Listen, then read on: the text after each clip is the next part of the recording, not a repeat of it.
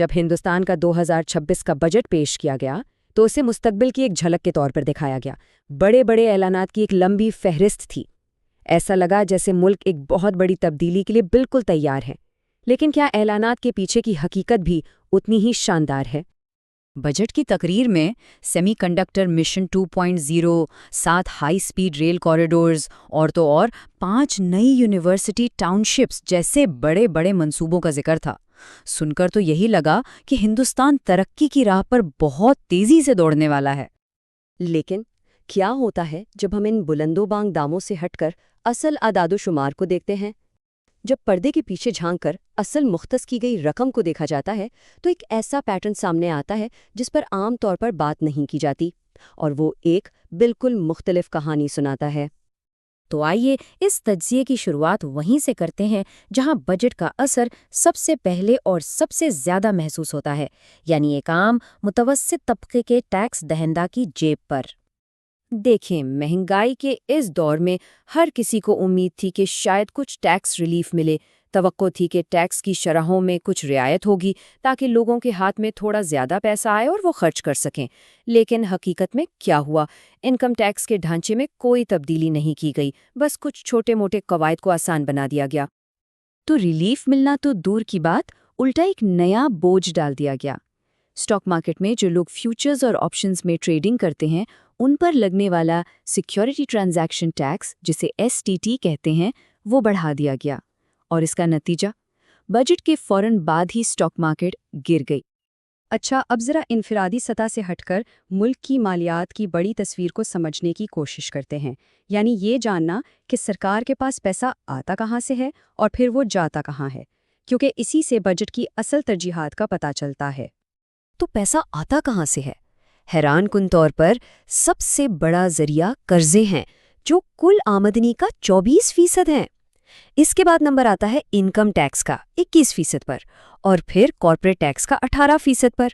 अब यहाँ एक दिलचस्प बात नोट करें, अगर हम इनकम टैक्स और GST को मिला दें, जो ज़्यादातर आम आदमी ही देता है, तो ये कॉरपोरेशंस के दिए गए टैक्स से तकरीबन दुगना बनता है। और दिलचस्प बात यह है कि हमेशा से ऐसा नहीं था। कुछ साल पहले तक कॉर्पोरेट टैक्स का हिस्सा इनफरादी टैक्स से कहीं ज्यादा हुआ करता था।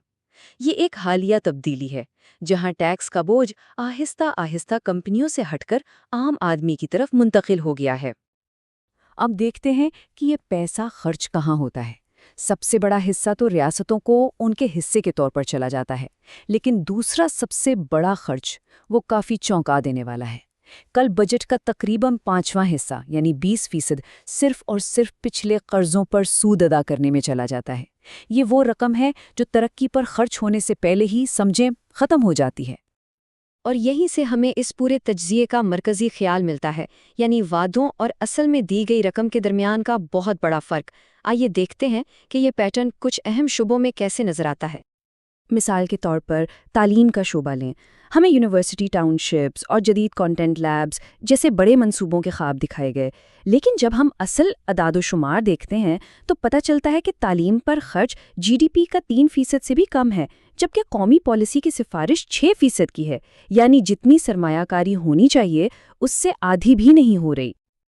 बिल्कुल यही कहानी सेहत के शोबे में भी दोहराई जा रही है। नए मेडिकल हब और ट्रेनिंग के मंसूबे तो बहुत अच्छे हैं, लेकिन सेहत पर होने वाला खर्च GDP के 2% के आसपास ही अटका हुआ है, जो आलमी इदारा सेहत की 5% की सिफारिश से बहुत बहुत कम है। शहरी तरक्की के मामले में तो ये तजाद और भी ज़्यादा वाज़े हो जाता है। एक तरफ तो हाई स्पीड रेल और जदीद शहरों की बातें हो रही हैं, और दूसरी तरफ शहरी तरक्की के असल बजट में पिछले साल के मुकाबले 11.6% की कमी कर दी गई है। ये समझना थोड़ा मुश्किल है। अब जरा आलूदगी पर काबू पाने की बात करते हैं। सन 2024-25 में हुकूमत ने इस संगीन मसले से निपटने के लिए 8.58 अरब रुपए मुख्तस किए। रकम तो काफ़ी बड़ी लगती है ना? लेकिन हकीकत क्या है? इस पूरी रकम में से हुकूमत ने खर्च किए सिर्फ 160 मिलियन रुपए।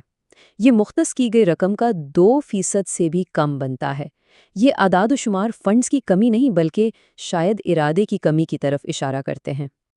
तो फिर बेरोजगारी, आलमी तजारत के मसाइल और मसनूई जहानत यानी AI के उरूज जैसे मुस्तकबिल के बड़े चैलेंजेस के बारे में बजट क्या कहता है? बेरोजगारी से निपटने के लिए स्कीमों की एक लंबी फहरिस्त दी गई है, जैसे मेगा टेक्सटाइल पार्क्स और नए स्किलिंग प्रोग्राम्स वगैरह। लेकिन ये सब बिल वास्ता यानी इनडायरेक्ट इकदामात हैं। मतलब इनसे बराह रास्त नौकरियां पैदा नहीं होंगी और इनके असरात नजर आने में कई साल लग सकते हैं। और माहिरीन इसी बात पर तनकीद कर रहे हैं। एक तज्जियाकार के अल्फाज में, एक ऐसे बहरान के लिए जो अभी और इसी वक्त मौजूद है, ये बजट कोई भी बराह रास्त बड़े पैमाने पर रोज़गार का प्रोग्राम फराहम नहीं करता जिसके कोई ठोस अहदाफ हों। मसनूई जहानत के मामले में बजट एक बहुत बड़ा जुआ खेल रहा है। गैर मुल्की कंपनियों को भारत में डेटा सेंटर्स लगाने के लिए 20 साल की टैक्स छूट दी जा रही है। ये बहुत बड़ी बात है। लेकिन इसका दूसरा पहलू ये है कि ये डेटा सेंटर्स बेतहाशा बिजली और पानी इस्तेमाल करते हैं, और भारत जैसे मुल्क के लिए जहां इन वसाइल की पहले ही कमी है, ये एक बहुत बड़ा बोझ बन सकता है। तो चाहे तालीम हो, सेहत हो, नौकरियां हो या फिर माहौलियात, हमें एक ही पैटर्न बार बार नजर आता है। मुतासिरकुन ऐलानात, लेकिन उनको हकीकत का रूप देने के लिए नाकाफी या बाज़-औक़ात मुतज़ाद फंडिंग। और ये सब हमें एक बुनियादी सवाल पर लाकर छोड़ देता है। जब किसी कौम का मुस्तकबिल तामीर किया जा रहा हो, तो एक बजट की असल कद्र कहाँ होती है? उन शानदार ख्वाबों में जिनका वो ऐलान करता है, या उस हकीकत में जिसे वो असल में फंड फराहम करता है?